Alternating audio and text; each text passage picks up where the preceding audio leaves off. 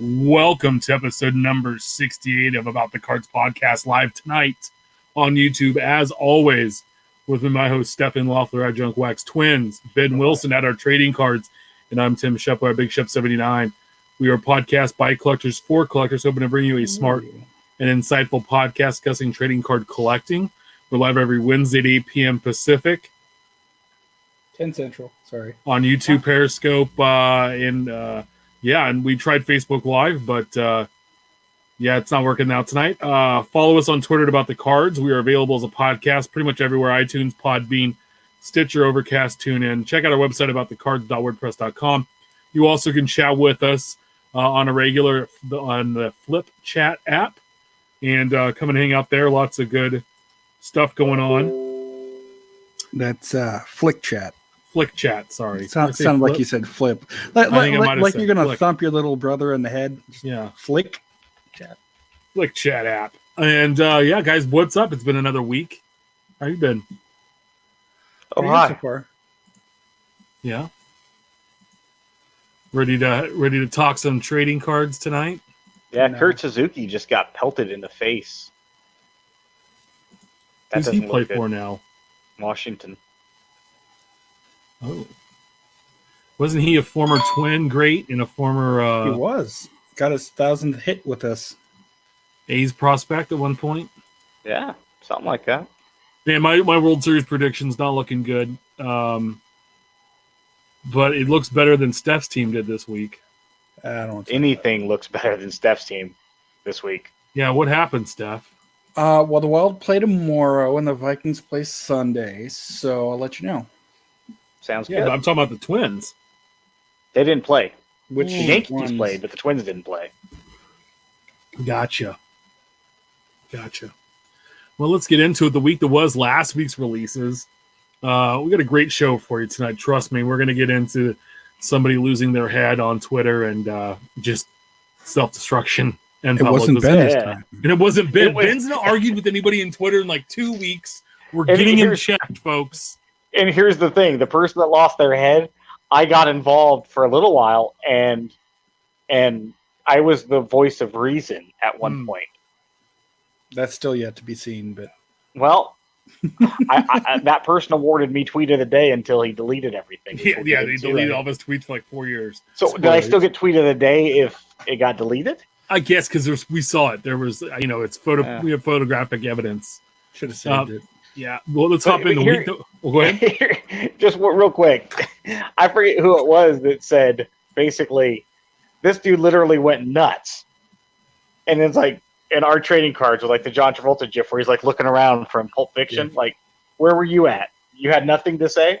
Yeah. I mean, I got more involved in it. Yeah. We'll get to it. It's going to be lots of fun. With that in a bit. Bean's here tonight. So, of course, it's a great show. Mediocre. Probably the best guy that we know in Texas, though, right? Oh, absolutely. Best looking. Definitely over Rich. I mean, no, Uncle Rich. I mean, he's so far up there. Nobody else could touch him. But Bean comes in as a close second.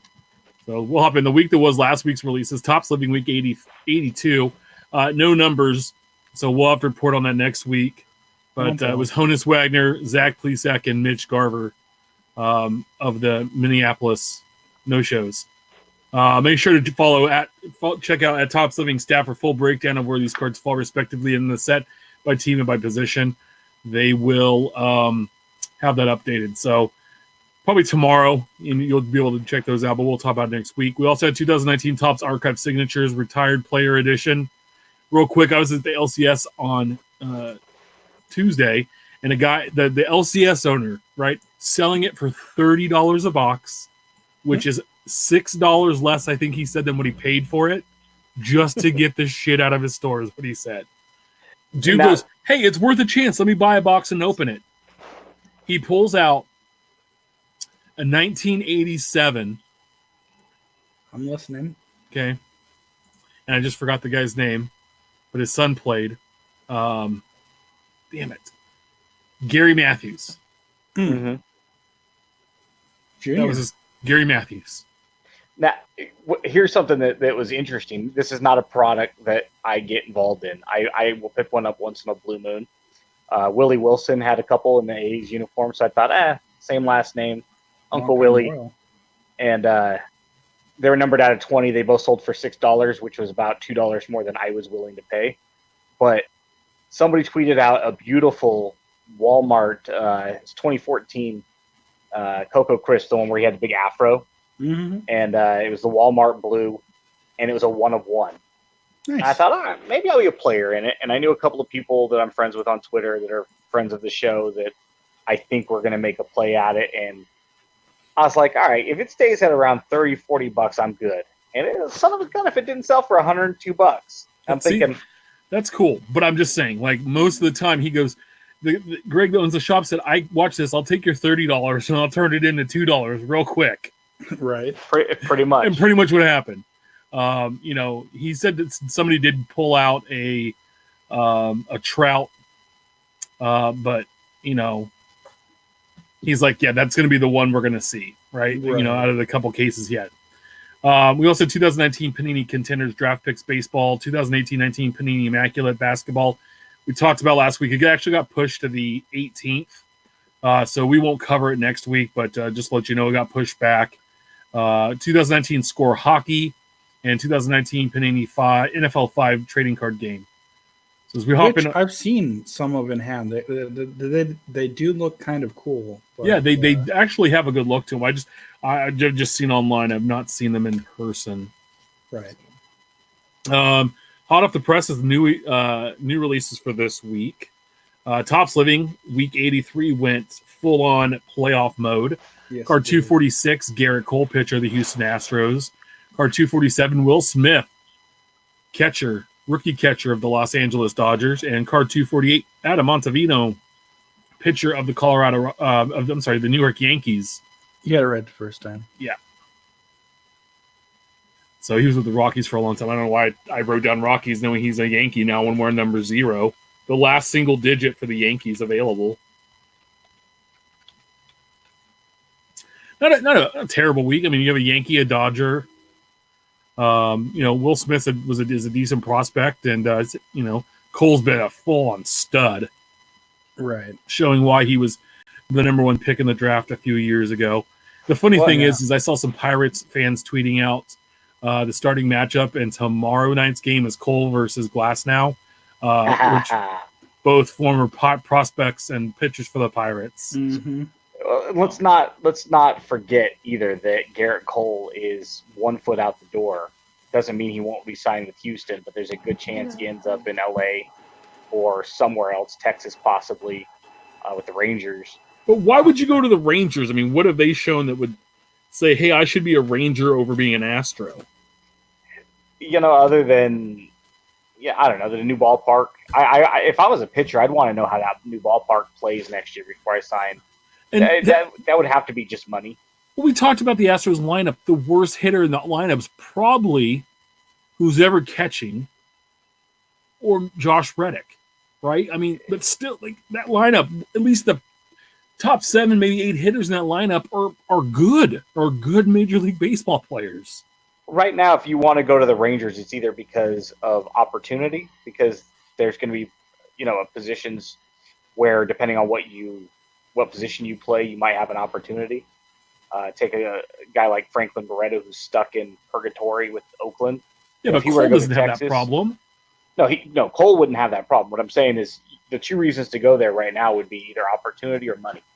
And either the Astros or the Angels are going to make him very wealthy beyond his wildest dreams. So I don't see the Rangers outbidding them like, say, A-Rod, where it's so ridiculously higher than the next offer. Well, and we all know not to pay for pitching, right? Come on. But that would be the reason. But Topps Living pulling Garrett Cole right now, there's a good chance we'll see another one of him in the next 6 months. Okay, hey, can you guys do me a favor? Can you name me 2 of the 4 infielders of the Texas Rangers. This is based on ESPN.com's depth chart. Elvis Andrews? Andrews, Regnet Odor. Okay. Danny Santana's listed. Danny Santana's their first baseman. Okay, can you name their third baseman? It used to be Gallo, but he's in the outfield now. Yep. Nick Solak. Okay. Yeah. He's a pretty good prospect from what I understand. But he was with the Yankees. He's bounced around a few spots. I was going to say ex-Yankee, ex-Ray, maybe? Yeah. He's going to take that third base job most likely next year because he came up and did well enough to keep it.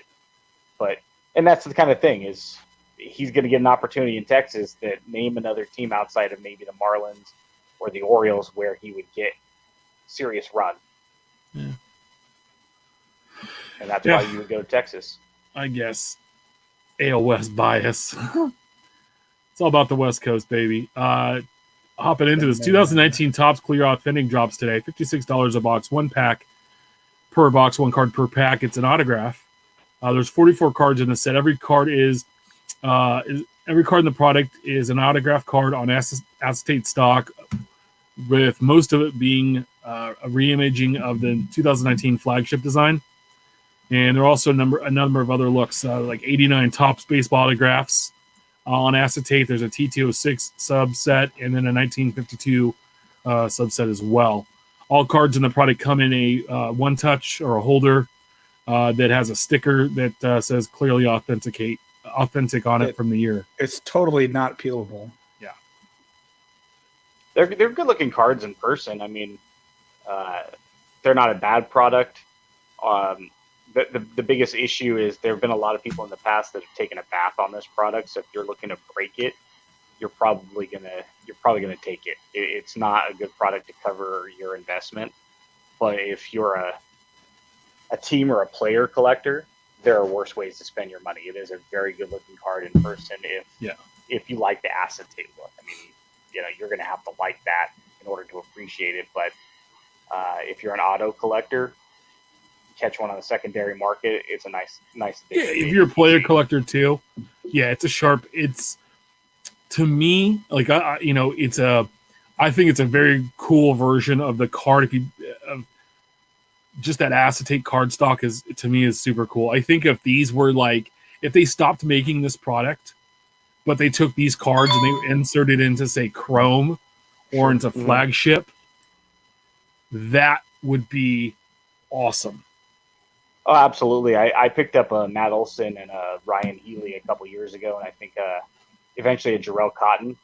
And it was what happened to Jarrell Cotton? Did his arm just fall off? Yeah, he got injured. He was coming back this year. He's going to probably have to be in the A's bullpen next year. He's out of options, so he's either going to have to be in their rotation, which it won't probably happen. He'll be in the bullpen, or he'll have to get traded. But these are one of those cards where you have to see one in person in order to fully appreciate it. It's not something that you can just look at and go, oh, hey, that's a nice card.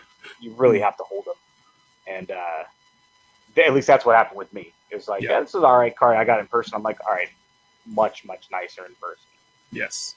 No, that's scans don't do it justice. Even I watched a break or two of it today, and it was hard to see. So, but Dan or Doug from Mojo was saying just how awesome the cards look. I think the first box they opened, they got a Tatis. Nice. Rookie. So that was the first card in the first case. You can catch one for $10 to $20 of your favorite team, favorite player. Grab one. Just don't go to the LCS and buy a box off the shelf. Unless they're blowing them out. Unless you get a really good deal, you're just better off buying it on the secondary market and guaranteeing yourself the player that you're after. Then we also had 2019 Panini Impeccable Football drops Friday. $500 a box, one pack per box, 8 cards per pack, 5 autographs, 3 base parallel or medallion cards make up the last 3. The checklist I think was just posted. It's I think 167 cards if you count the autographs and they're Panini's fun numbering. One of a few places where you won't find a white backdrop. The main set is black, so which is pretty sharp. On-card autographs are a big point of this product.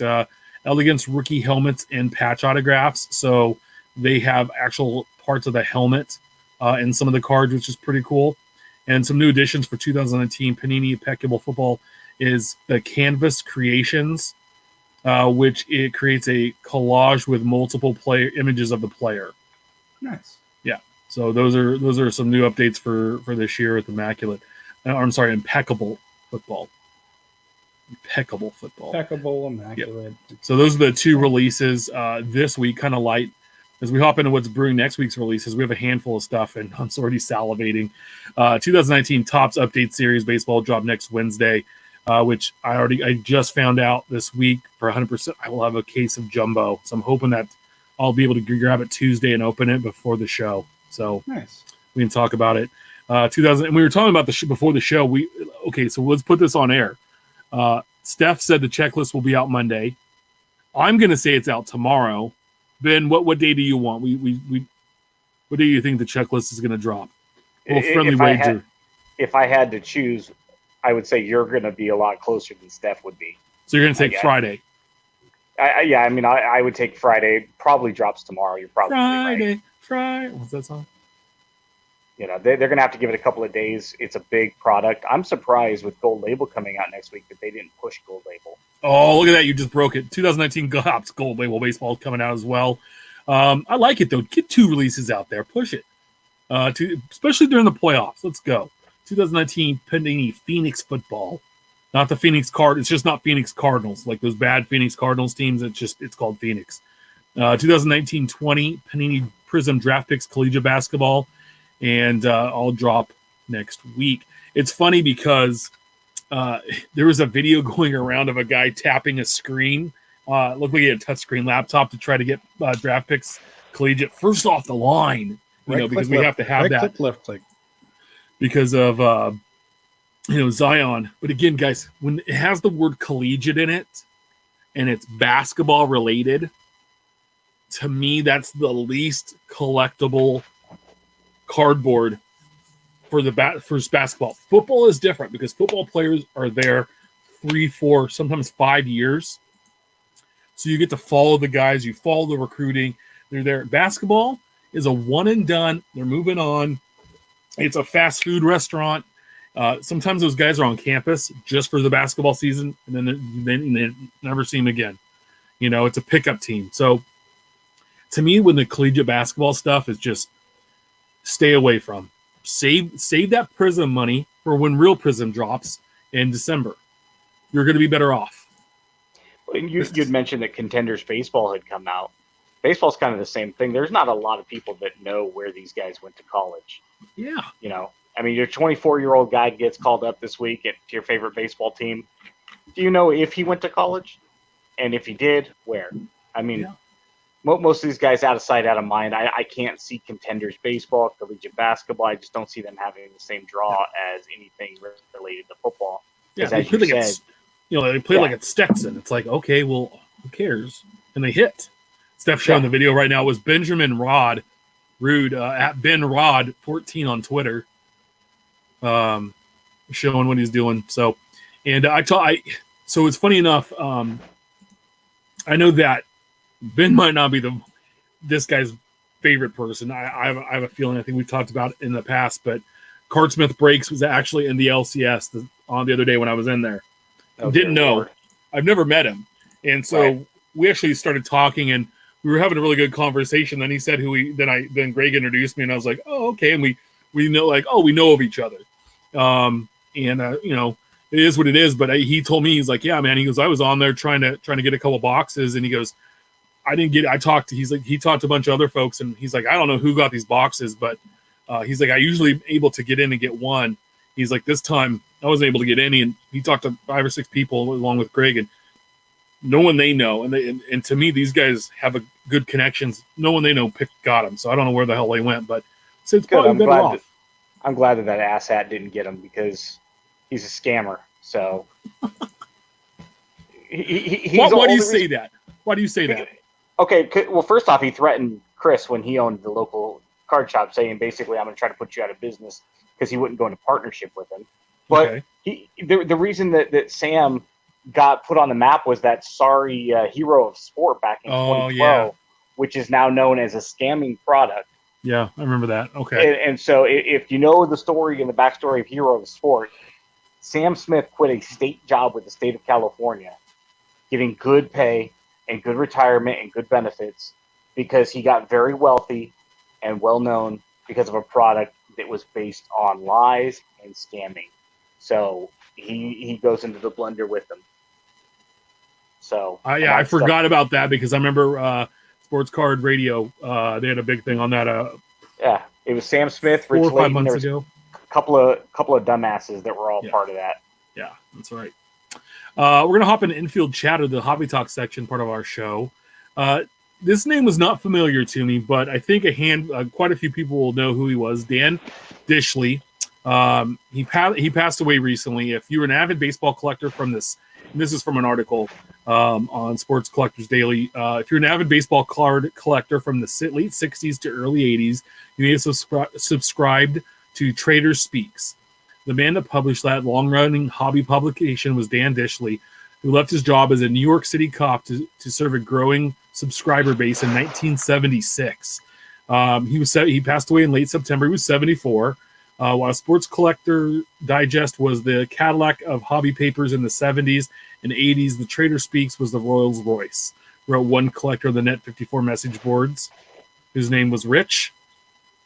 Dischley owned 3 T206 Wagner cards during his time in the hobby, but was also among the original founders of SABR, the Society of American Baseball Research, which offered a nice tribute to a modern-day hobby pioneer.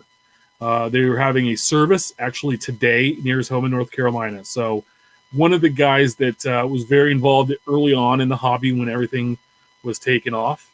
So we have a new viewer tonight. Theoden, what's up, bud? How we doing? Hanging out with us tonight. Welcome. So, welcome. Take a seat. Yeah. We'll be Just here. Chat away. Let us know how it's going. So, yeah, I just Foul 5 Ball. I just saw your message here. You excited about the update release? Do you know when it will hit retail? I'm telling you, if it comes out Wednesday, you might see it as early as this weekend. Because their vendors come in and put it out, and they don't want to go back to the store again. So you could see it as early as this weekend. I would keep an eye out. We always talk about Topps Living, right? You know, it's one of our mainstays. It's been one of the sets we've talked about since the first show we've had, and we've continued with that. Topps Living, will they have a new artist, or will they have a future at all? Artist Manny Sato is going to fulfill the terms of her current contract with Topps, but doesn't know if she's going to renew it once it expires. She gave some various reasons why she's deciding or thinking about moving on. One was some deadlines and afraid of missing deadlines with Topps, criticism of the artwork, and the stress it's caused on her. So I don't know if you guys saw the Instagram post that at Topps Living Stat put out, and Yeah, it was in Japanese. We could translate it, and so it lost a little bit in translation. Sure. But he did a really good job in breaking it down. But do you think a new artist will change the set, or do you think it will? Before we move on, you know, we want to issue an apology to her. We've been critical of the set, not her artwork, but if anything that we've said on this show in the past has gotten back to her, we want to apologize. Sure. It wasn't meant as anything more than us being very passionate about this set. In fact, this set was one of the first things that really our podcast centered around originally. I mean, you know, we're all huge fans of her artwork, and really the only criticism we had collectively was more the imagery that they gave to her to use, that we thought that they could have picked different photos. Ultimately, you know, there's a handful of ones that we've been critical of in the past, whether it be Ivan Rodriguez and Frank Thomas and Anthony Rizzo. But we're all fans of her and her work. And if she does not decide to move on with this set, she will be missed by us and our friend Topps Living Stat and so many other collectors. So we can just say that if it does get back to her, we apologize if anything we've said has come across as anything but, you know, passion for her artwork and this set as a whole. Right. No, I mean, do you think? Yeah, I agree. I mean, but the thing is that I don't think we've been overcritical. I think it was just opinions of what it looked like and what we thought could have been a little better based on the standards that have been set with some of the other artwork. This week I got my Garrett Hampstead print, which was supposed to be numbered out of 100, but only 22 people bought him, and I got number 4. I was hoping for either 1 or 7 because those are the jersey numbers he's worn with the Rockies, but I got number 4. And these are great, these prints. And it's the second one I have. I have Posey as well. So, but do you think having a new artist if they get a new artist, it will change the set? Well, it most likely will. Everyone tries to bring in their own style to their artwork. Whether you're Picasso or the person who's been doing Topps Living so far, and I think that not necessarily that it's needed, but if she moves on, it's going to be unfortunate because there's definitely something nice to seeing all of them all look for the most part similar. Yeah. Yep. Topps had to have foreseen this day coming, so I'm sure they have other artists who have similar styles. I do think it'll be rather seamless. The bigger question is whether or not they would change from 53 to another design, right? I mean, that has to be the more underlying. Yeah. Is this now the perfect time to choose 54, 56, 52? I hope not. Yeah, just 52 is as great of a set as it is. It has 2004. been so overdone. Yeah. 87's been overdone. Yeah, there are a lot that have been. 86 would be cool. This set has to stay 53, regardless of which artist. It just has to. Yeah. You posted a picture of your Ace team set so far this last week that got a lot of love. It made me want to go and post a little short video of my little binder with all of the rookie cards so far. I flipped through it and I was like, man, this is just awesome to see all these rookies and how much I've really enjoyed this set and remembering picking them up each week and then not buying the first week. And then Reese Hoskins was in there and spending $40 to get the Reese. But I had to because it was the one I was missing. And I also bought a Panic when I was at the National for like $60 because it was the one I was missing out of my Giant set. But being super happy that that I have them, and I think that for me, this set, no matter what happens, will always hold a special part in me because of us and what we've done here, and we've talked about it. So hopefully it continues, and we get to see some more great artwork. No, it's phenomenal. I at Topps Living Stat had acquired a large lot, and with that came an Aaron Judge and a Shohei Ohtani, 2 cards that I had regretted not picking up. And I ended up picking up a Walker Buehler from him as well. So I had to go back and kind of move them all forward to be able to create space in the binders. And it's so fun when you go page by page just to see, Jackie Robinson sitting there with, a Craig Biggio and a Kevin Biggio type thing. And those aren't 3 cards that would end up on a page together numerically. But just it's fun seeing legends with veterans, with young guys, Hopefuls. However you choose to I just want organize them. Where's George Brett? Do George Brett before you leave. Yeah. It didn't say when her contract was up or expired. She doesn't mention that.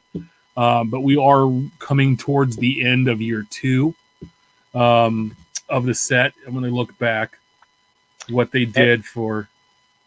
We also don't know how many she already has in the queue. Yeah. Right. Which is always something that they've said that they might have, up to a dozen ready to go at any given point. So even when she retires from this set and moves on with her career, they may still have dozen of her work beyond, I don't know how many they've commissioned.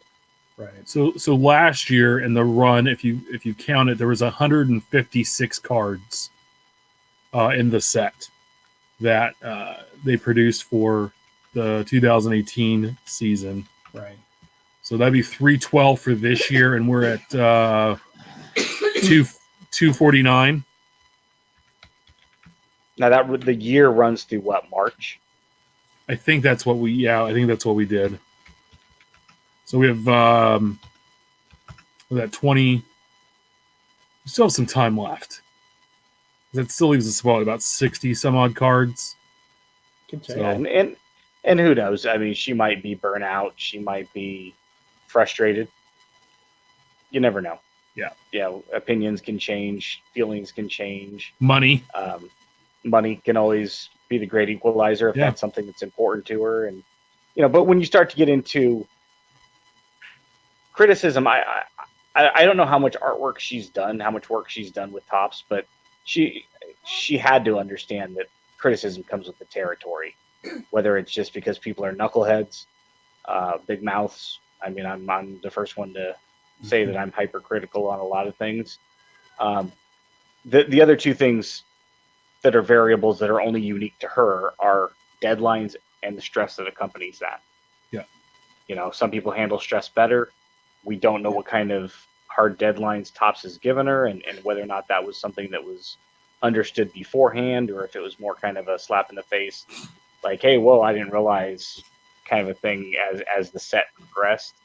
So those are unique challenges to her and her alone that only she can answer if those are something she can work through or if she's just done. Right. Well, and mind you, that's through this set. I mean, there's another guy who does the artistic renderings that talks for what's that other set? Not Topps Living, but 150 years. the 150 years, where he talks that he has some of the drawings and paintings done like a week or two in advance because he's talking about cards that are coming up to hoppers. So, for a fact that they probably get a 2, 3, 4 week heads up of, hey, here's who we're going with.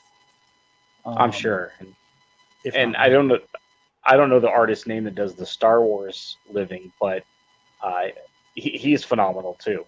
Most every one of those cards I've seen are extraordinary. So, it keeps the integrity going. I'm sure they can find an artist with a similar style. So if she is done, that's what that is. Yep. So no, but what's awesome is that as the hobby continues, our buddy Nick Wosika is blowing up. I don't know if you know that Nick, who's been on the show, and is I would say a very good friend of the show. Yes. Is on fire right now. UD Upper Deck tweeted out, joining us today at Upper Deck headquarters is Nick Wosika, who shot the New Jersey Devils home opener and then hand-delivered us images so we can get Young Guns cards going. We're working on another project with Nick. There'll be a lot of fun details coming soon. Steph and I have seen that. Maybe not. Maybe or maybe not. Cannot confirm. Which is going to be phenomenal. But then they tweeted out another picture today of Nick and some other guys picking up the images of the Young Guns. And as we've talked about, Young Guns are in Series 1 and Series 2 of Upper Deck flagship hockey product. And they are like, insert subset cards, but they are the rookie card to have. And it's not autographed. It's not fancy. It's not numbered. It's not paralleled. It's a Young Gun. And here it is. And here's the card. So that's really awesome. I'm so happy for Nick. Super nice guy. And can't wait to see more of his artwork, his photographs, his photography used in their product. So looking forward to it. Yes. Did Kershaw? Yeah, he gave up back-to-backs to Rendon and Soto.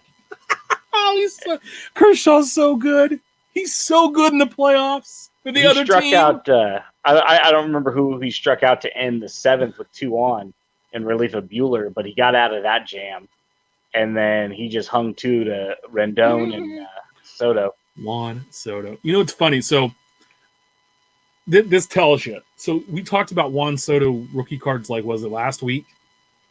I believe so. Yeah. And they're going for like what, $15, something like that.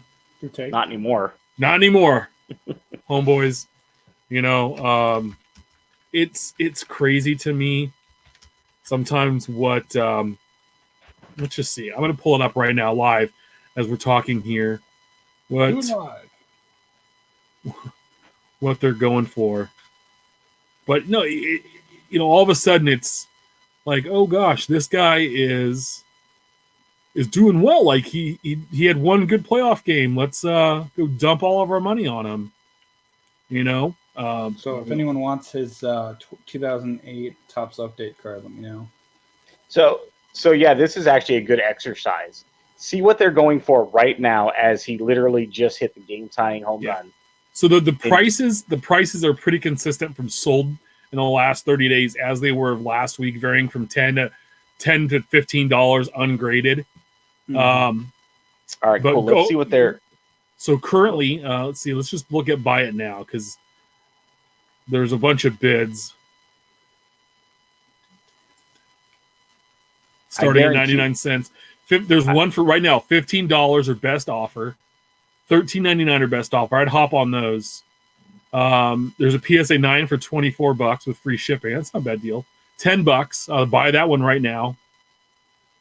$15. The prices really haven't changed. $12.99. So right now, if you were to hop on right now, get on the phones right now and get these Juan Sotos before they're $50 before the end of the night. I bet you see a 20 to 30% jump overnight. Watch, especially if the Nationals win this game. Yeah, it's so crazy. That's crazy to me. Like, and I opened a lot of this. I think I opened three jumbos of this, and I have quite a bunch of it left over. How crazy some of these rookie cards really are going for. It's. I think it's the. I don't know. I don't know what it. Yeah, I love it. It means the rookie card's back, but at the same point in time, I think that some people are overestimating the value of them. In the long run, that's going to hurt, and then people think of them as junk.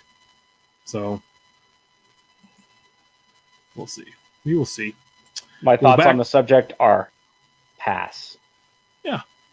Not pass on buying it, pass on commenting. Wow. Therapy has really worked out for you. Yeah. How is Dr. Jack Daniels? Is he really that good of a therapist? I tell you, man, I haven't argued with anybody in 2 weeks, and it's not like people haven't tried. Let's see. Our friend Dub, Joey has tried. Our friend 1 Million Cubs, Bo has tried. Our friend Mike Summer has tried. It might be a shorter list if you tell us who hasn't. Let's just say who has tried. Twitter. All registered Facebook for users. sure, I'm sure. Good times. Indeed. But you're going to have to comment on this next one. What's up? Watching a dejected Clayton Kershaw sitting all by his lonesome. Good. Where nobody's even in the picture and you can see the majority of the bench. I'm not rooting against Clayton Kershaw, but that's just funny because it's just funny.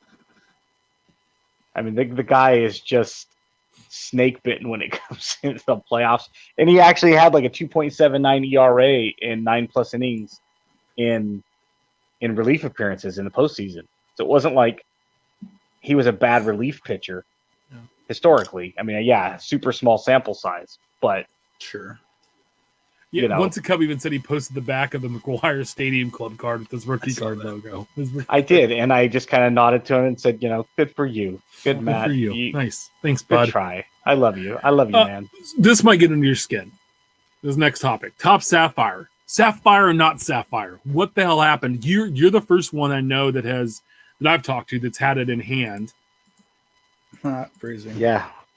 So I made it abundantly clear right here on this very show how much I'm in love with Top Sapphire and how disappointed I was at how it was packed out because it was going to make the set much more expensive to acquire. And I bought it because I got a good deal, $2 a card. Okay. Used eBay bucks to buy down the price. And it's hard to tell with those kind of cards really what they look like. Sure. And I got it, and all it is an atomic refractor. So this is 2019 Topps Atomic, not Topps Sapphire. There is no blue on that whatsoever. Yeah, it looks And more like the cracked ice effect that they've been using for the past yeah, the several atomic. years. Yeah, I pulled out a 2017 set, I believe it was 2016. I forget, to show my dad the difference between the two. And oh my, those are gorgeous. And I set them side by side, and I'm like, what kind of crap is this? I mean, literally, it's like buying Kraft macaroni and cheese and saying this is delicious, and then buying Great Value and going, well, it's macaroni. I mean, this is Dr. Pepper to Yeah. Dr. Thunder. See, there we go. Here's what it looks like in 17. So same cracked ice effect, but they actually used a sapphire color. Yeah, imagine that, some blue. I mean, don't get me wrong. Top Sapphire is a beautiful card in person. It's if it was called something else. Yeah. It's a really nice refractor parallel set. It's just not what it's been in years past, so it's a massive disappointment in that regard. So since you've bought both, do you know if this year's Topps Chrome had a atomic refractor effect? They've got like the Prizm ones, which have like the little tiny squares. Not this. I don't think they've got a parallel that matches this. No, I don't think so either. Good. So Yeah, this is what I'm getting at is if there was that effect in Topps Chrome and Sapphire has a similar effect, you know how impossible it's going to be to tell the difference? Yeah, I don't believe they've got anything like this. I got the checklist here.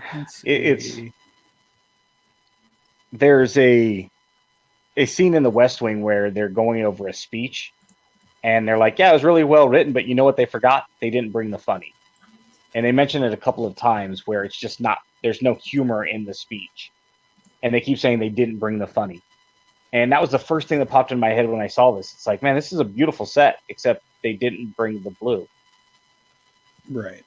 And it's called Sapphire. Again, if it was called something else, I'd be okay with it. Yeah, it's just disappointing. It's just, yeah. It's a little bit of a letdown, right? You know, you're pumped absolutely to get it, and then you get it, and you're like, eh. Especially when you're in my position, in love with the set in years past, and would put it very close in my personal collection to Top Stadium Club and Gypsy Queen and a couple of my personal favorites. And Sapphire's right there, and then you get this, and you're overpaying for it at to boot, right? Yeah. It's kind of like Topps told you to go take a cold shower. Yeah. To me, it's like going to see one of your favorite bands in concert for the first time and then finding out they're lip singing. You know? That's why I stopped liking Ashley Simpson. Well, you know, at least she was fun to look at for a while. All right, so the next part of the show, like this, we kind of ramped up to our, I don't know, shitbag part of the show. Let's just say that. So we talked about Topps laying us down with Sapphire. Then we're going to work up to a tweet that was sent out out earlier today by Mark Rosenfeld at Marvo on Twitter. Mavro, I believe, yeah.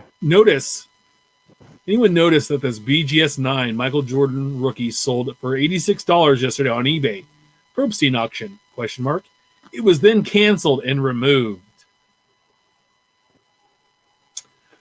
So $86. That should have been the dead giveaway. Yeah. So was it shill bidded and then had some retractions? They're not known for that, Ben. No, yeah. So that's what tells me is that they removed the shill bid and it went back to the original bid and then closed. Oops. Well, oops. Alrighty then. I mean, you want to talk about getting caught with your pants down. Yeah. I mean, it looks bad for a variety of reasons, right? Because there's no way that card sells for less than, I mean, what, 9.5 or 9? 9, yeah. So what would that card sell for realistically at auction? What, 10 to 13 grand? Yeah. I mean, is that I mean, I am not an expert in this Yeah, we can arena, see. but I remember when Leighton over at Vintage Breaks was breaking with Darren Ravel and they pulled 3. I think they were talking about if it graded at a 10, it could sell in the 20 to 30,000 range, if not mistaken. There's a BGS 9 right now, all 9s, all 4 9s, and it's available for $59.95. Okay, so I was a little high. But this one has a 9.5 in one of the subgrades. So, and at auction, you never know. It just takes 2 people. But so there's one for 11,000 with 3 9.5s. So yeah, I mean it's a $5,000 to $10,000 card. So this card sold, correct, for $86? Correct, and then they canceled the auction. Canceled. Yeah. So the listing wasn't ended before the end of the auction. It actually closed. Hey, I'm the winning bidder. Mm-hmm. And this has 3.95, 2 9.5s, and it looks like an 8.5 and a 9. There's no way to know whether or not it got paid for before it got canceled. Yeah, I can take a look, but I just can't see the. Is there an auction number in there, Steph, that you can see? I'm not seeing an auction number. I got the listing. Oh, right number, there. obviously. Yeah, the listing number. I think I can look it up by listing number if you give me a second. I'd just be curious to know if it got paid for, and then, sorry, there was an error in our listing. Here's your $86.25 back. Yeah. Yeah, that looks bad for both reasons, right? Obviously, something happened where some shill was probably maybe present, sort of. And then to cancel it after the fact. Yeah, but people still buy from him. Yeah, and I don't why. Didn't you just say you bought from him recently? On accident, because he wasn't, normally they have their Probstein ad, right? Like the little logo next to it, did not have that. And I didn't, because it was a buy it now. Right. And so when I went through and did the purchase, I didn't realize it until after I got to my little notification when I bought. I was like, son of a, they sent me like a little email. Mm-hmm. And I was like, oh. I wanted to, it was a Tatum Prizm rookie card, and I wanted to take the card and throw it when I got it. That happened to me about 3 or 4 years ago. I bought something from him for the same reason. It was one of those things where I put a bid on something for like $15. Yeah. And then I won the auction, and it said go ahead and pay, and I was like, all right, here I go. And it said, Probstein. I'm like, okay, well, I got a fair deal for the card. But I almost felt dirty. Yeah. It doesn't show me. I'm on Terapeak, and it doesn't say. I see the sale, but it doesn't show me if it was paid for or not. Yeah, I'm looking at sold listings. It doesn't even pop. Yeah. So maybe they didn't even get the opportunity to pay for it. Just to give you an idea, PSA 5 sold this last week. For $1,200, $1,231. By the way, too, if you're going to grade these, if you're going to grade a Jordan rookie, which I probably would, help sell as an authentic card or whatever, I would do PSA over BGS, just because PSA Jordans tend to have a better, or get a better price on it than a BGS one.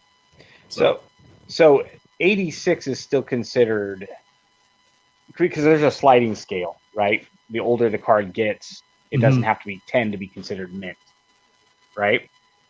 So like when you get back to like a 1952 Topps, mint's considered like a 6 or a 7. I think so. Somewhere in there. So 86 is still modern enough to where a 10 is a 10, right? Mm-hmm. Mint is still considered, it has to be a 10. Yeah. Okay, because I know once we start to get like into the 70s, I believe that scale starts to go down to 9. The next tattoo I'm going to get is a quote from those back pages. Sell 10s, buy 9s. You notice he said next tattoo. Where's your first one? It's right here. I got a titty tat.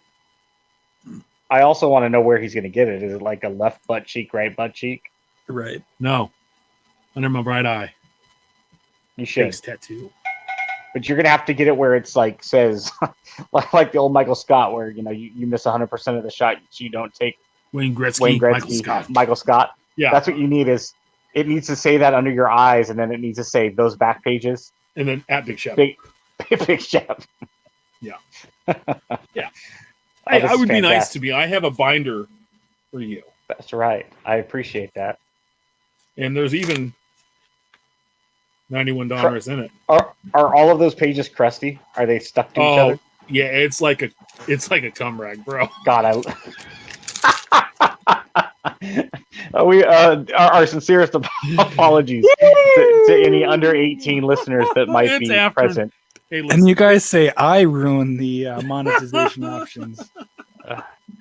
Oh boy! So anyway, that happened right there. Trey Anastasio. Hey, speaking of C-Rags, PWCC. So Darren Vervel, who's a just a big nerd, but I've kind of just gotten sick of his shtick and his stuff lately. But he does do some good things still once in a while. Tweeted out. So let me get this straight. The main company being investigated for card trimming scandal has opened a new business which was created to evade sales tax. So, screen share. Yes, I am going to pull it up. So, this looks like an email that they sent out to a previous customer. It says, "Thank you for your past purchases with PWCC Marketplace. On October 1st of this year, eBay will start automatically including sales tax on all invoices shipped to your state. This will be between 5 and 10% additional cost of your purchases. We're delighted to announce that PWCC now offers a new service that allows your purchase to enjoy free shipping and have Oregon sales tax rates of 0% applied. The WPCC Vault is a secure repository specifically designed to store trading cards, and all Vault clients receive a unique Vault shipping address. The WPCC Vault is located in Oregon and receives, and all active purchases shipped with a Vault delivery address will reflect Oregon's 0% sales tax. Blah, blah, blah, blah, blah." Yes. So these shill bidding trimming bastards. Hey, are you sharing a Carmichael Dave tweet? I am. Oh, I love Carmichael Dave. What's up, CD? I hope he's watching tonight, bud. Who I've been on the show with him to talk about clutch and the fact Clayton that was not clutch tonight. But these bastards, and their it's so. How does anybody support these scumbags? What PWCC is doing isn't tax evasion. No, technically speaking, it's very, very shady. Like, okay, you're exploiting a loophole because technically you can, but it's literally like I don't think a lot of people had pointed this out had it been Bob's Oregon Sports Cards. No, right? It's just. But because it's PWCC and everybody, it's like, how stupid is this moron and his wife running this thing? No, it's like literally the FBI is like going through your car right now in a search and seizure, and you're like, hey, don't forget the other car I have in the garage. You might want to check that one too. It's like, you guys are already being looked at under a microscope, and people in the hobby are aware of you, and then you just come out and blatantly go, hey, if you don't want to pay sales tax in your state, we have a way around that. It's like literally you're telling how you're about to exploit a loophole, and you don't think that you don't think the IRS might not want to know about that one? I mean, really hope these bastards get taken to town. Pick me a winner. This guy is a smart one. This guy is a real genius. Here's a dinner I want to have. Probstein. Yeah. Dipshit from PWCC. Yep. And the next guy we're going to talk about. Mr. Brian Gray. What about Joe Orlando from PSA? Yeah, he can't even make the cut in this one. he gets this. He's out there like in the waiting room. He's the kiddie of, like, table. He's at the Chili's with the little thing that lights up when your table's ready. Yeah, he's getting the shine box to shine my shoes. Brian Gray melted down last Thursday. Full on meltdown. And That's one way to and put no one started this but him. So here we go. So Mario, our buddy at Waxhaven, tweets out, it's very telling, and this is a three-part tweet. It's very telling that we had a huge scandal involving BGS marketing, which is BGS grading, at PSA Card employees from Leaf, Cards, and more, which in one way or another helped to take advantage of collectors, and even with FBI involvement. No one really stood up for any of it. Members of the hobby media went silent. Beckett, Cardboard Connection, big Twitter accounts tackled it with kid gloves, and other collectors just kept giving these companies their money. Not to mention thousands of free tweets promoting these companies and their services. It's October, and the entire thing has somehow been swept under the rug completely, thanks to Blowout Card Forums and Sports Card Radio for bringing this to light. But in the end, the scammers won. Scumbags are free to run the hobby into the ground and rip people off. And so then I wish on Thursday I would have had the mindset to screenshot all of the things that were said. But I hopped into discussion and I sent out some show notes that we use. Like, here's the record of the recent submissions from Clemens, who's the employee of Leaf, that was uncovered by looking up several serial numbers of black labels sold through Clemens' eBay account, and of the serial numbers of the cards before and after. 18 submissions. There are 18 submission dates, and he was batting 67% black labels in 9 months, which is 107 cards out of 159. Not sure what he said. And then I hopped in, and he talked about suing Sports Card Radio because of this tweet. He said, you're a clown, you're broke, your product sucks, your employees get valuable cards to resell, and you get preferential grades from BGS, you're a fraud. How's that?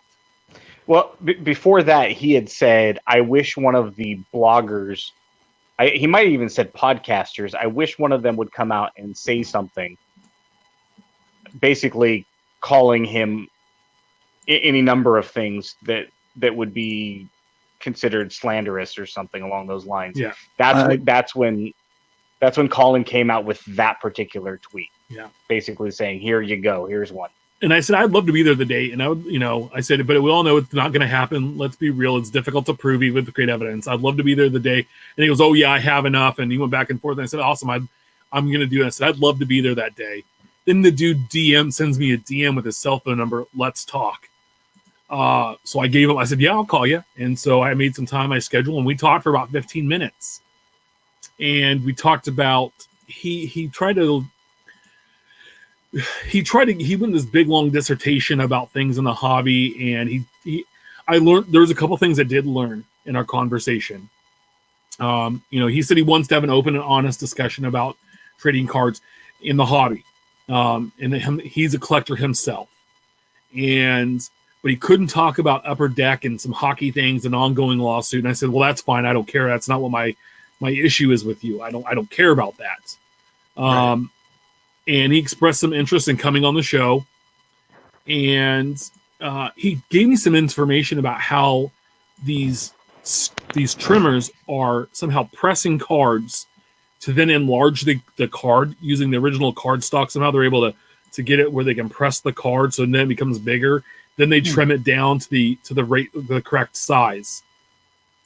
So that's how they're getting the card to be the accurate size. They're flattening it, but they're somehow being able to flatten it and give it some more edge space, I guess, so you could trim it and then have better corners and sides. Which I said this would be a great discussion to have on the show, and he kept going back and forth about how for Valiant Football they print, say, 30,000 base cards, but they only grade because that is one sealed or that is one graded card per box or pack or however they put it out, and then the rest of them. They go through and they pick out the top 10% and they grade those. And then the rest of those are used as autographs and put into the product. And I said, well, that's interesting to know. That information is not something I've never heard before, that they print more cards and then they go through and then they pick the what they think are the very best ones to get graded. And he said they've done an internal investigation, so is BGS, and neither of them found any wrongdoing. Well, no shit. because you guys are biased to make sure you're covering your ass. And if something were to happen, why would you make it public? Well, that's like me saying, Tim, are you a trimmer? No? Okay, me neither. All right. We agree on this, right? Hey, Ben, do you have a cardboard problem? Do you buy too much cardboard? No. No, I don't either. So we're not addicts. Don't look here. Yeah. No, and so we did have a nice chat on the phone, and he seemed like a decent guy, right? But some of the shit, and then he like lost his mind and he just kept digging a bigger hole and digging a bigger hole. And then... Well, so while this is going on, yeah, you had gotten involved. You had said you got involved. Yeah. So I hopped in back eating popcorn for what it's worth. Without being an antagonist, without trying to fight or argue. I basically your Twitter handle, my friend. I basically came in and said, I said, Brian, if you go through and sue anybody related to this who's making an alleged slanderous comment towards Leaf, even if you're right, even if you win, the lawsuit is going to be what's remembered and not the right versus the wrong. And he responds with, that's the tweet of the day. And I don't know if what I said started to change his tune a little bit, but I think somewhere along that line, as other people were also responding, yourself included, that's when all of a sudden tweets started getting deleted. He stopped being nearly as combative and antagonistic towards other people because he had thrown around, I'm going to sue people and you're going to get a lawsuit. And he stopped that. And I don't know if he realized maybe he had gone too far. I don't know if maybe somebody else had saw it and said, hey, listen. Well, by Thursday night, he had turned off his Twitter account. Yeah. It wasn't deleted. It was disabled or whatever. Yeah. Not on. I had brought up, I don't know if you want to go ahead and get into the next part about the legal side of things. Yeah. Well, so in talking about the lawsuit in Sports Card Radio, and he's threatening, and Colin did a show this week or last week talking about it, and it was like a 2-hour show, but the first, 15, 20 minutes he talked about, Brian's been threatening to sue him and his brother for a number of years and's never done it. Right. If you're going to do it, just do it. If you think that they're slandering you and coming out and calling you a clown, saying you're broke, your products suck, your employees get valuable, all this stuff, right? And you think you have a case, then go at it. I got some information back saying that this Upper Deck lawsuit that they have with hockey, and I don't even really know what it is, but could bankrupt him and Leaf Cards. That Upper Deck's just going to run out the clock on him and keep pushing and pushing until they're dried up and dead. So, I mean, they don't have a He's not very cash fluid, I'm sure. Yeah, they don't have a license. Their biggest thing, their most popular stuff. Oh, there's my favorite tweet was I sent Randy from South Park taking a big poop and it just says hot, hot, hot because his answer was hot. All of his tweets are unavailable. So what he did was he turned off his Twitter account on Thursday and then Friday morning tweeted out, I'm planning to delete this Twitter account as it's clear I'm no longer considered an individual with the right to defend my company from false accusations, nor am I entitled to comment on given opinions or give opinions on any topic without intervention of trolls. Starting today, I will use the Leaf's Twitter if I have something to say. And then he went back, and his account then was turned back on, and he didn't delete, but he went back and deleted all of those tweets from Thursday and Friday. And it's hilarious because for a minute too, also a bunch of all I could see in his timeline from tweets from 2015, and then the other ones started coming back up, but for more recent stuff. But we actually had Philly Puck fan was texting you, right? Yeah, no, I hit up James because it's our friend John Newman, real quick. What's his podcast? Sports Card Pod or Sports Card Nation? Yeah. John had basically said, does a company not have the right to defend themselves, especially if they haven't done anything wrong? And it's a valid point, and quite a few people, myself included, agreed. The issue that I kind of took in response to that is, if most of what is being said is an opinion,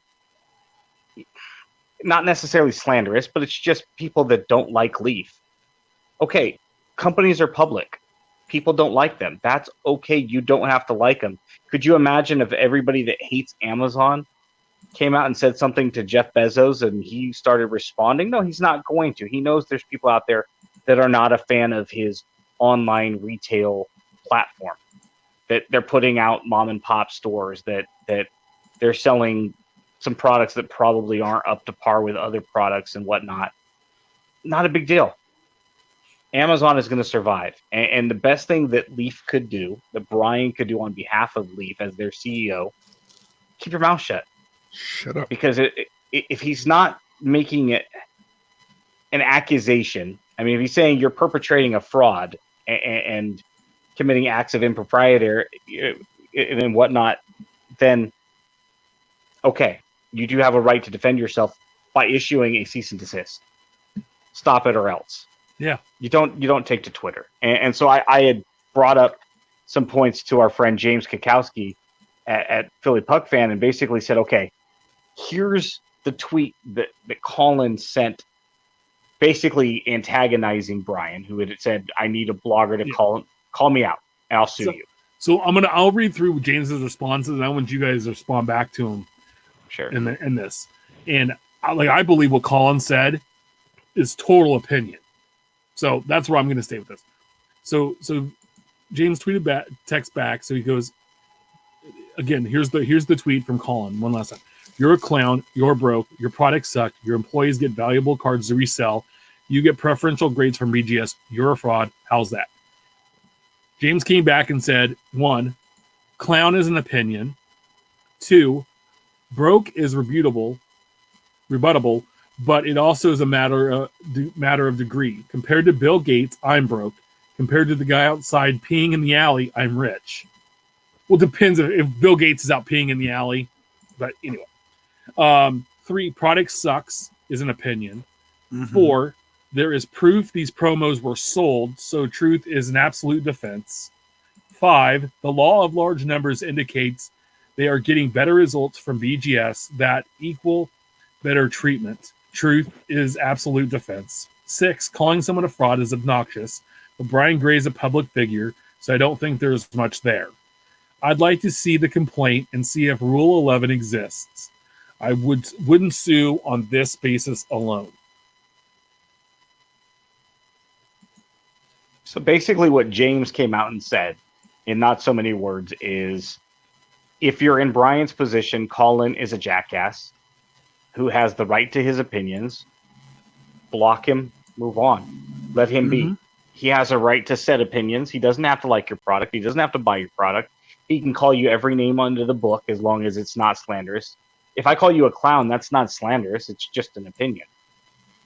And it's my opinion, and you don't have to validate that. The second you come back and say anything, you've now validated my opinion. And now it's a war of words. And Colin is Colin, who happens to have a sports card radio show. If you're Leaf, who is that? He's irrelevant to your day-to-day operations. Any tool can get on and have a podcast. The three of us have a podcast. Look at us. Yeah, exactly. So Steph, oh, go ahead. Sorry, Ben. No, I was just going to say, the second Brian validated Colin, now all of a sudden, it's a thing. And now all of a sudden, all of us are going to come to the defense of Colin and share his opinion, because Brian's really making himself look like a knucklehead in this whole thing. Yeah. Right. So Steph, what you kind of stayed out of this, but you were watching from afar. Yep. So what did you take away from this? I, in not interacting and not replying, was doing what Brian should have done. That's an opinion. Cool. All right. Moving on. Because, look, you can only incriminate yourself so much, and if you don't open your mouth, you really can't, because obvious reasons. But with all of the controversies and conspiracies, especially circling around the hobby right now, his best move would have let the next one come up, and his would have been washed away. Yeah. Responding, you're just tossing gas on the fire. Yeah.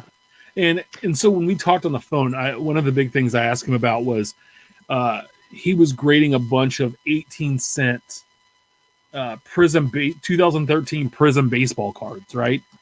Which, if anybody remembers, was the cocaine-covered Prizm cards. When you open packs, they had all this white dust all over them. Yep. And was a god-awful product. Well, because they initially released them and they stuck together too much, so they took them all back and then re-released them with the white fine powder grain. Yeah, and then it came out in like 2014 or something. It was weird, right? 14, 13, 14, 15, somewhere in there, yeah. Yeah, it was weird. And I said, why grade 18-cent cards and get black labels on them? Well, because I can sell them for $10. But no one collects that. And he goes, well, what you need to do is to understand is you grade cards that are odd, that no one will really grade, and then they come back and they get good grades. Then you're good. I was like, but why? Nobody collects Prizm baseball cards. I don't think they make Prizm baseball anymore. I know they make the draft pick stuff, but I don't think they make anyway. Because it's hot garbage. It doesn't look good. They did Prizm this year, but yeah, the 13-14, I believe, was the year. 13 was the first year, maybe 12. Listen, everybody has deleted their browser history a time or two, right? If my mom's going to go on to my computer, maybe I don't want her seeing what my browsing history is, right? But having said that, the fact that he deleted or deactivated his account, when you start to delete your internet thumbprint, it doesn't mean you're guilty. But in the court of public opinion, when you're the representative of a company and you're going to go on this 2, 3, 4 hour tirade and you're going to be combative and antagonistic and you're going to call people to the mat, you're going to threaten lawsuits, and then like switching off a light switch at the end of the night, you all of a sudden deactivate everything and start deleting stuff, and you make a statement saying that I'm only going to comment via my company Twitter account. When there's allegations present, when people are curious and questioning some of the actions that you have, that just puts fuel on the fire. Well, and if I'm not mistaken, and correct me if I'm wrong, but I think he's gone through this once before where he went through and deleted everything because he got into an argument that either was something similar wherein, there's no real point to be having the argument, and he deleted a whole ton of his tweets and said that he was only going to be using the main account or his account or somebody's account. So, a good couple years back. My point to what would be a good suggestion for him is to do what Topps just lost out on and hire a good PR firm to a good social media team. That way, yeah, sure, it may cost a little bit. But how many, dude, real quick, how many employees do you believe has? 10? Add an 11th. Have someone sit on Twitter all day. That way, he's not interacting and not seeing all the hate and the fuel and wanting to respond. And that way, the message is clear and concise, and there's no, inflammatory comments going out. Not saying that his were, obviously, but they won't be taken that way. I'm going to go start a business tomorrow. Okay, it doesn't matter what it is. I've got to apply for a business license. I might have to file for a resale license depending on what I'm doing. I've got to file for my fictitious name with the state. What would be your fictitious name, Ben? I've got to file, for a partnership or a LLP. It just depends on it depends on what I want. S corp, C corp, all kinds of stuff, right? There are certain things I have to do.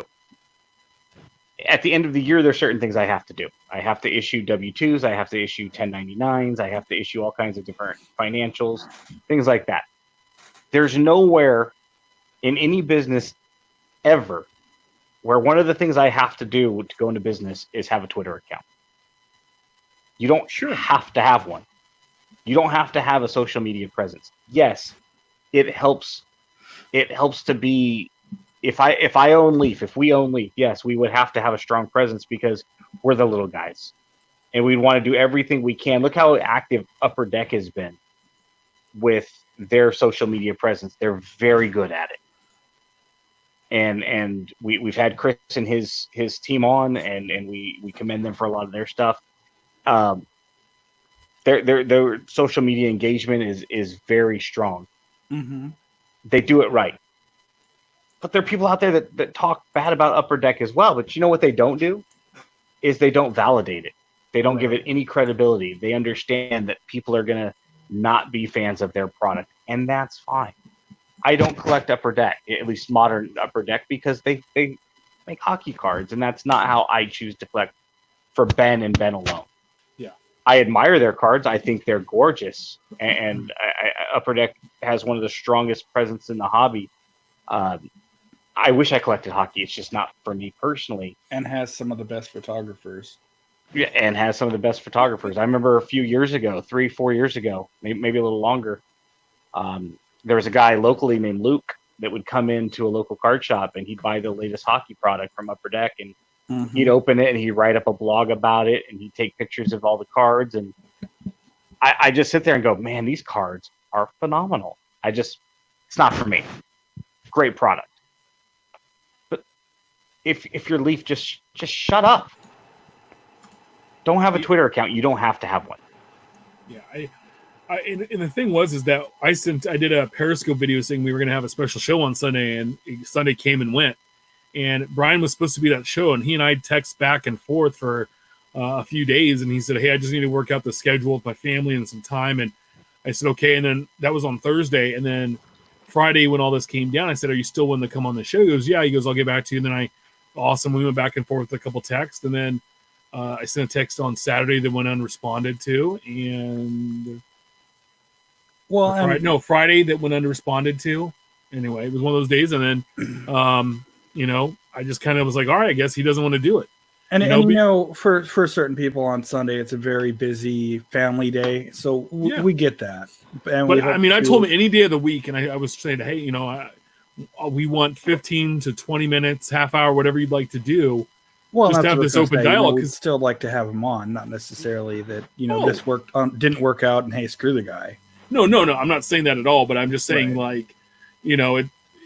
I want to have this discussion. And I think that we would probably be one of the better shows, not to pat ourselves on the back. I think we'd be one of the better shows. I said the three of us we don't work for companies.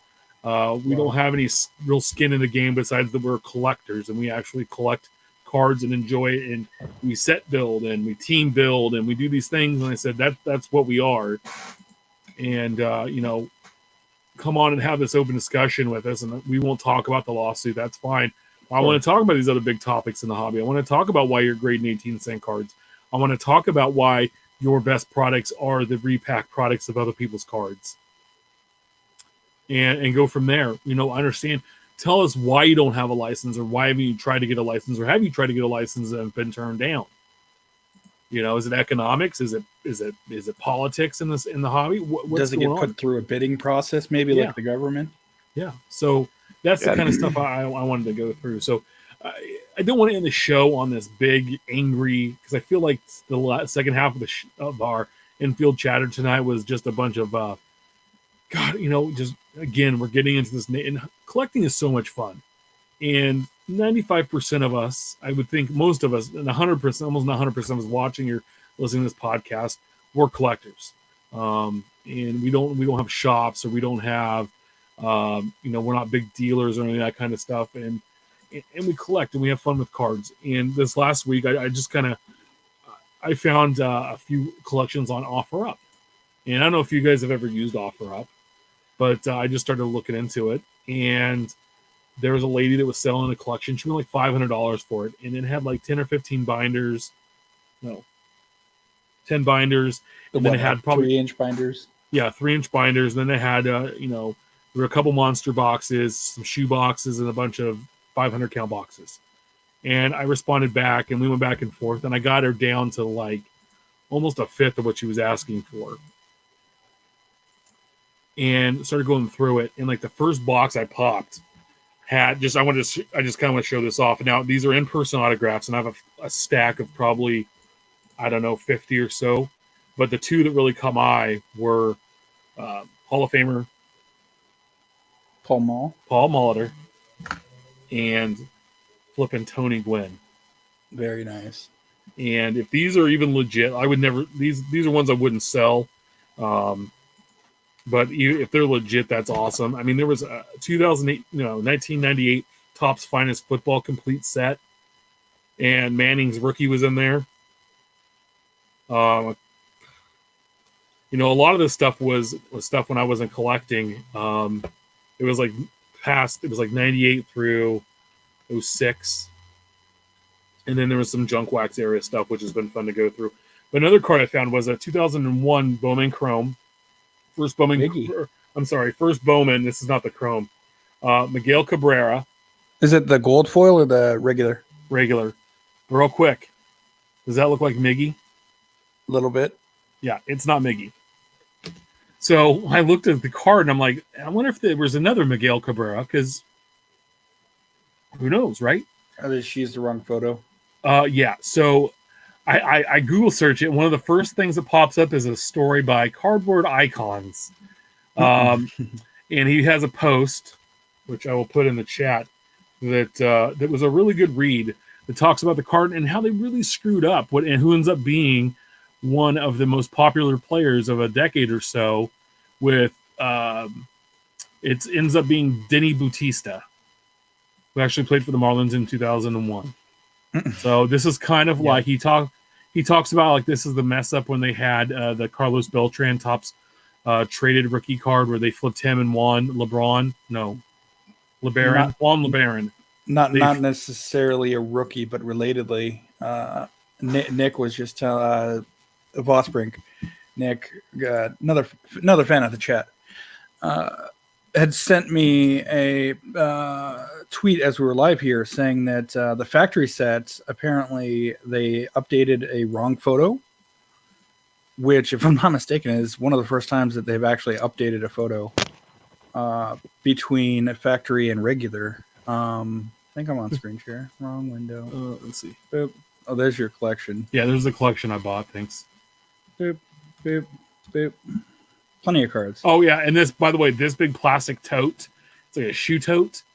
You got to be kidding me. Grand Slam Nationals in the top of the 10th. No Howie way. Kendrick cards. Get him now. I did know. Remember how bad I bashed him? Thanks. Way to go, Howie. So Will Smith was the wrong photo before? Yes, it was apparently Tony Watson. And then in the factory set, they corrected it to an actual Will Smith photo. Oh. I'm okay with, honestly, I think getting the wrong photos kind of gives the hobby some charm. They're human beings that are making these cards. Sure. To make a mistake, what I don't like is intentional errors. Like they're trying to create a demand. You messed up. You messed up. Cool. I'm good. Dodger fans are all leaving. You gotta love fair weather Dodger fans. Real fans would have stayed for the bottom of the 10th to see if their team can come back. Right. But yeah, no, I'm good. I don't like, unless it's heritage, sure, which pays homage to, if it was a natural error in 1970 and they want to do the same card number in this year's heritage to mirror that, I'm good with that, because that's what that set's intended for. Yeah. I kind of find that cool. But if they're trying to create these short prints and stuff like that, I'm good. Yeah, no, I just, it was funny. I've had some good enjoyment going through these collections and finding stuff, and there was a lot of crap, but at the same time, it's been fun to go through and pull cards and So since we're trying to end on a lighter note after running a few things through the ringer, do you remember the number you told me of 1987 Topps McGuire rookie cards I needed to get? Yeah, his home run number, right? What was it 583? 583. You said, hey, you have to have at least 583. And this week I was updating my binder because I bought some and I had a bunch sitting on my desk, and I was at 574. Ooh. And a couple So of people, 9. yeah, I'm 9 short, right? No big deal. I'm not in any hurry to get them. I just made the comment that I'm that close. And somebody retweeted it, and a guy at All Time Brewers who was not following me said, I have him, follows me, says, hey, DM me your address and I'll shoot him in the mail to you. That's And awesome. so I Very respond, nice. I'm like, hey, dude, that's awesome. I said, at least let me give you something for shipping. He goes, no, it's my good deed for the week. So I appreciated that. I got him today. So I now officially have 583, not including the gem mint that I have, because that doesn't count because it's not in the binder. Right. So now I need to find out how many extra base hits he has, so I can get one card for every of that. But I You have should get one officially for every at bat he had, or every strikeout. Well, I got to do it baby steps. First, it was the home runs. Well, every steroid injection he had, I don't have that kind of money. every pimple on his back. But my dad even asked me, he goes, are you done? And I'm like, no. I said, I have 583, so let's get to 600, then 700. And, I'm not going to go on You know what? eBay and The start true number now looking should be for 'em. is 2,500. What's that? The true number now should be 2,500. Well, Yeah. he did hit 5 postseason home runs, so now you need 5 more. And Lord knows how many. Lord knows how many spring training home runs. Touche. Oh, you know what you could do is he hit 583, right? Mm-hmm. Times that by 9, you need to get to 5247. That way you can have 583 pages of 87 There you go. McGuires. Touche. No, All and right. you know what's funny is I had somebody do a kindness for me. I needed 10 cards, 9 cards to finish out a 2018-19 Prizm basketball set, and they were all semi-stars and stars like LeBron, De'Aaron Fox, Durant. And I posted the cards I needed looking to trade or pick them up from somebody that might have them laying around. And Val from NASCAR Radio just bought them for me. And he bought them through Sport Lots and had them sent to me. So That's awesome. And yeah. These are the kind of acts of kindness to pay it forward, get the cards to the right home. These are the things that make me appreciative of the family, the community. I throw around the word brother a lot, but that's what a lot of you guys, I mean, you guys obviously specifically, but a lot of the Twitter family feels like brothers and sisters, and we feel like a community and look out for one another. And I'm honored to be a small part of it. And I know that all sounds cheesy and stuff, but hey, when you get a package in the mail that's got 9 McGuires, that gets me to a arbitrary yet significant landmark of a number, that's kind of neat, especially for somebody that doesn't know me and I've never had any interaction with until they saw the tweet. Yeah. Once a Cabascade bin as Kendrick clutch. Kendrick is absolutely clutch. And we'll argue about that tomorrow because I'm fiending because it's been 2 weeks. And so you're now my new target. So let's do this. For what it's worth, Ben, McGuire had 841 extra base hits. Does that include the home runs, or is that just his doubles and triples? Just career leaders, extra base hits on BB ref. I imagine that's got to include his home runs. Can't see him having that many doubles. That'd be a record. Extra base, so their definition is double, triple homer, yeah.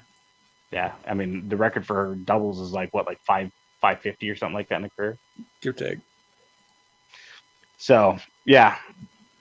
It's just, it's fun to have something to collect, and why not keep going? But I appreciate that individual for helping out my PC and my Career PC doubles leader 792 Tris Speaker. Yep. That'll never be broken. Pete Rose 746, Musial 725, Ty Cobb 724, Craig Biggio 6'6". George Brett 6'5". Who's the leading active? It'd have to be like Pujols or somebody, right? 6'5'7". He's tied with Nap Lajoie. So he's still 140 away. Yeah. So at 30 a year, he'd still have to play another 5 years. That's not happening. So No, but it tells you how incredible of a record that is. Yeah, Earl Webb had 67 in 1931. That's the most in a season. So let me put the obvious question to you guys. Looking forward to next episode, are we doing anything special?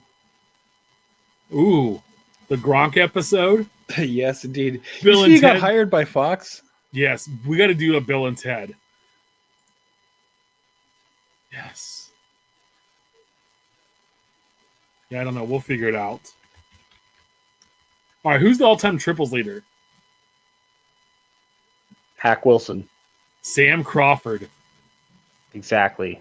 Yeah. That's back in the old days where they used to cut across the 309. field. Okay, real quick. Let's see the first name that pops off. It's not a Stan Musial 177.